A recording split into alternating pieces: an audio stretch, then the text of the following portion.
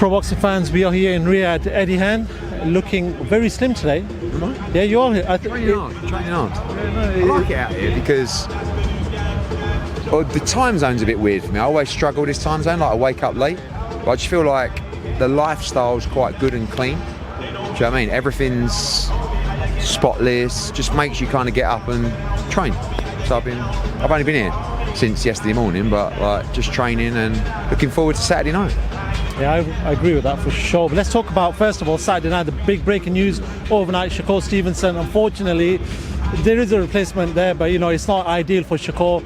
Floyd Schofield, on the other hand, I think his dad's been obviously taken over his Twitter.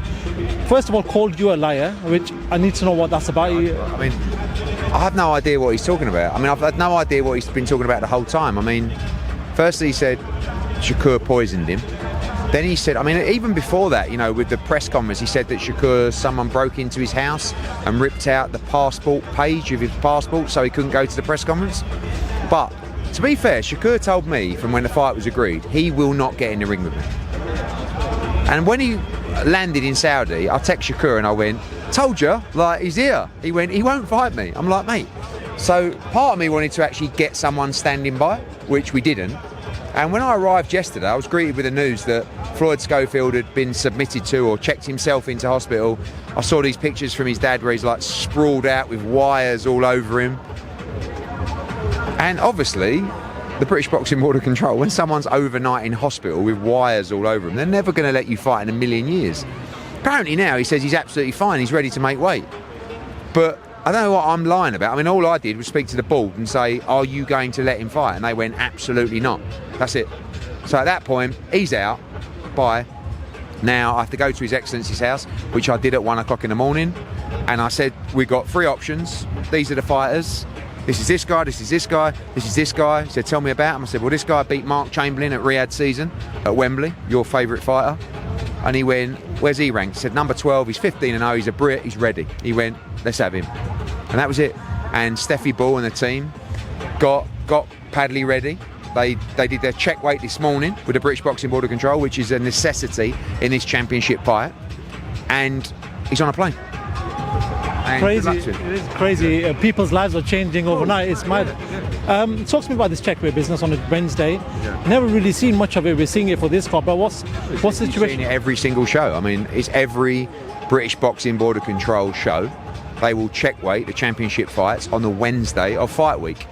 The international fighters don't really like it. No one likes it, to be fair, but it's never changed. Everyone's aware of it. It's in everybody's contract that they signed for the fight. Do you know what I mean? But sometimes teams are a little bit inexperienced. They turn up and they might get told at the weekend, just to let you know, you've got to weigh on Wednesday. Oh, I'm not sure about it, if I'm honest, because what is happening is fighters are making weight for the Wednesday check weight, and then they're hydrating, and then they're making weight again for Friday. Do you know what I'm saying? So I get it. They don't want a fighter to crash the weight, lose 12 pounds in the last 24, 48 hours.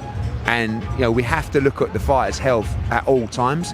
But I don't know also if it is healthy for a fighter to make weight for Wednesday, hydrate, and then do it again 48 hours later. Do you know what I mean? I'm not a specialist in that field, but it doesn't go down very well with the international fighters. Let's talk about the main event, your guy, Dmitry Bivol. Last time when I spoke to you after the fight, you were saying it's a robbery.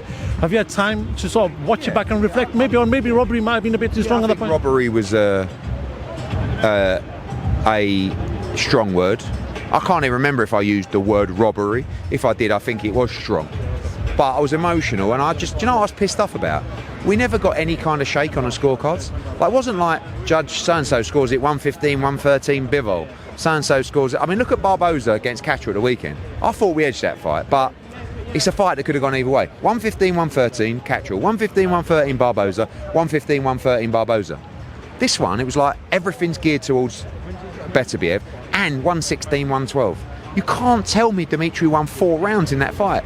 Up until the 9th round, I'm not saying it was a clean sweep, but he was winning easy. He lost 10, 11, 12, and that was when I watched it back, why I had it closer than I thought, because I did give Beterbiev those rounds. It's totally irrelevant now. And Bivol's got a job to do on Saturday night, and not an easy job at all. But I believe he's going to do it. It's going to be a tough night. They're both tremendous fighters, and I can't wait to see it. That's the final one before I let you go. Carl Froch's been giving his prediction, and he said Daniel Dubois is going to demolish Jose Parker. Do you see it happening that way? I can see with Daniel Dubois' punch power, with his confidence, I can see him demolishing a lot of people. But I just feel that timing is everything in life, and Joe Parker, this is the right time for him. It doesn't mean he's going to win, but I'll tell you what, he'll never get a better chance, because mentally, physically, I think even spiritually, like, you can see how happy he is in his preparation and in life at the moment, that this just might be the right time for him to become a two-time world heavyweight champion. Eddie Hearn, thank you very much for your time, sir.